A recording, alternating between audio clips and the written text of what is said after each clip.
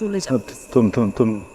তনু মানে আমি আমি আমি যতই পাগলামি করি ঘাটতারামি করি ঘাওড়া হই, তোরে ছাড়া তো আমি কিছুই জানি না, তাই না? মানে আমি তো একটা পয়সা, তুই ছাড়া যে পয়সাটা অচল, ওই পয়সাটা ওইটা সরে ফেলতেছিস কেন তুই তনু?